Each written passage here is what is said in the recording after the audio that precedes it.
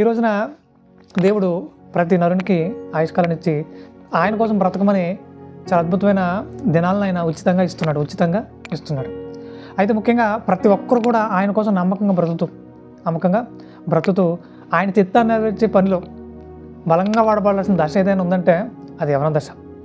అంటే బాల్యంలో దేవుని కోసం వాడబడే అవకాశం లేదనే చెప్పాలి.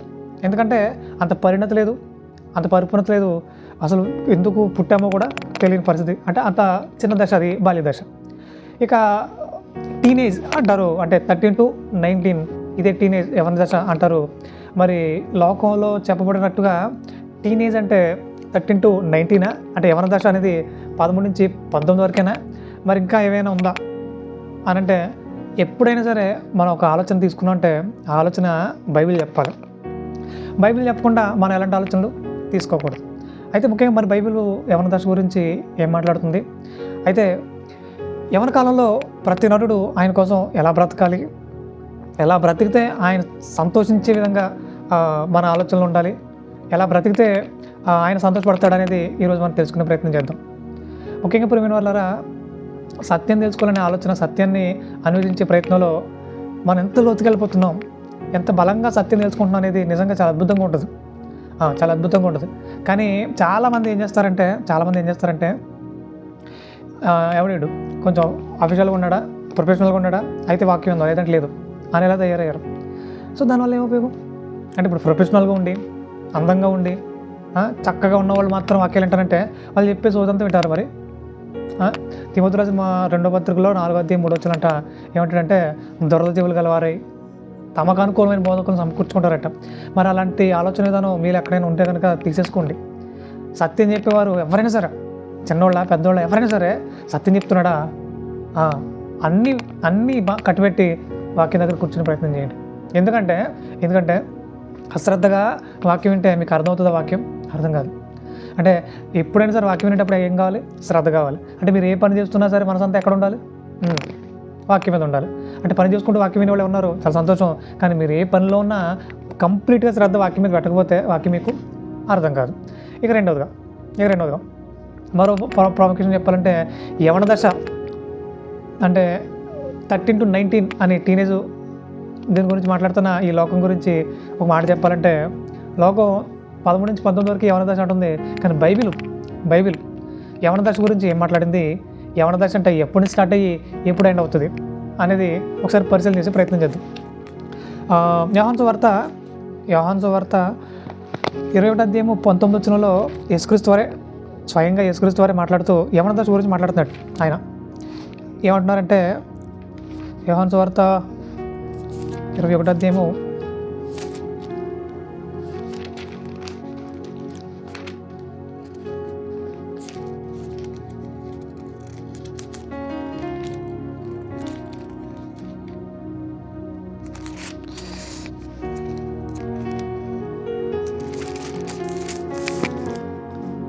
19వ వచనం 18 నుంచి ఒకసారి చూడగలిగితే, యేసు నా గొర్రెలను మేపము, నీవు యవ్వనుడై ఉన్నప్పుడు నీ అంతటి నీవే నడుము కట్టుకొని నీకు ఇష్టమైన చోటుకి వెళుచుంటివి. నీవు ముసలివాడమైనప్పుడు నీ చేతులు నువ్వు చాచుదువు, వేరొకడు నీ నడుము కట్టి నీకు ఇష్టము కాని చోటుకి నిన్ను మోసుకొని పోనని నీతో నిశ్చయముగా చెప్పుచున్నానని అతనితో చెప్పాడు. అయితే ఇదంతా ఎందుకు చెప్పాడంటే ఆయన మరణం, ముఖ్యంగా పేతురు గారి మరణం ఆయన ఎలా మహింపరచబోతుందో అనే దాని గురించి సూచించి చెప్పారట. సరే, ముఖ్యంగా నీకు నువ్వుగా నడుము కట్టుకుని చక్కగా నీ పనులు చేసుకోగలుగుతావు, దానిని యవ్వన దశ అని పేతురు గారితో మాట్లాడుతూ యేసుక్రీస్తు వారు ఒక మంచి సత్యాన్ని బోధించారు. ఒక మంచి సత్యాన్ని ఆయన బోధిస్తూ వచ్చారు. అంటే మనకు విషయం అర్థమవుతుంది ఏమనంటే బలం కలిగి మన పని మనం చేసుకోగలిగినంత వరకు కూడా యవ్వన దశే అని యేసుక్రీస్తు వారు నిర్ధారించి మాట్లాడుతున్నారు. అంటే ఇప్పుడు యవ్వనస్తులు అంటే కేవలం 13 నుంచి 19 వరకు ఉన్న వాళ్ళు మాత్రం కాదు. బైబిల్ చెప్తుంది ఏమని మనంగా మన పని మనం చేసుకోగలిగినంత కాలం కూడా యవ్వనస్తులమని బైబిల్ చెప్తుంది. అంటే 40 సంవత్సరాలు ఉన్నా, 50 సంవత్సరాలు ఉన్నా, 60 సంవత్సరాలు ఉన్నా మీ పని మీరు చేసుకోగలుగుతున్నారా? మీరు యవ్వనస్తులే అని బైబిల్ చెప్తుంది. సరే, ఇప్పుడు మరి ఈ యవ్వన దశలో ఉన్నవారు అనగా యవ్వన కాలంలో తమ పని తాము చేసుకోగలిగిన ఆ స్థితిలో ఉన్నవారు ఎవరైతే ఉన్నారో వాళ్ళందరూ దేవుని దృష్టిలో యవ్వనస్తులైతే, ఇప్పుడు ఈ యవ్వనస్తులు ప్రమోదాలకు అలవాటు పడిపోతున్నారట. ప్రమోదాలకు అలవాటు పడిపోయి వాళ్ళ యొక్క ఆలోచన విధానం ఎంత దిగజారిపోతుందంటే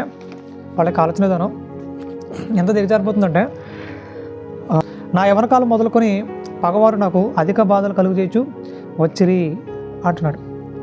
నా యవ్వన కాలం మొదలుకొని నాకు అధిక బాధలు కలుగు చేయొచ్చు వచ్చిరి అంటున్నాడు. అంటే ఇశ్రాయేలీలు సమాజం అంతా మాట్లాడుతుందట, మొత్తం ఇశ్రాయేలు జనాంగం మాట్లాడుతుంది. ఏమంటున్నారంటే నా యవ్వన కాలం మొదలుకొని నాకు అధిక బాధలు కలిగజేస్తూ వచ్చిన పగవారు అంటున్నాడు. అంటే మనకు విషయం అర్థం కావాలి. ఏమనంటే యవ్వన కాలంలో బాధలు కలుగజేస్తున్నారంటే ఇతను ఏం చేసి ఉండాలి? ముఖ్యంగా ఇశ్రాయేలు అంటే ఎవరు? దేవుని కుమారులు. మరి దేవుని కుమారులకి పగవారికి అవకాశం ఎందుకు వచ్చేసింది అంటే దేవుని కుమారులు నమ్మకంగా దేవుని కోసం బ్రతుకుంటే వాళ్ళు పగవారి చేతికి అప్పగింపబడరు కదా, అవును కదా.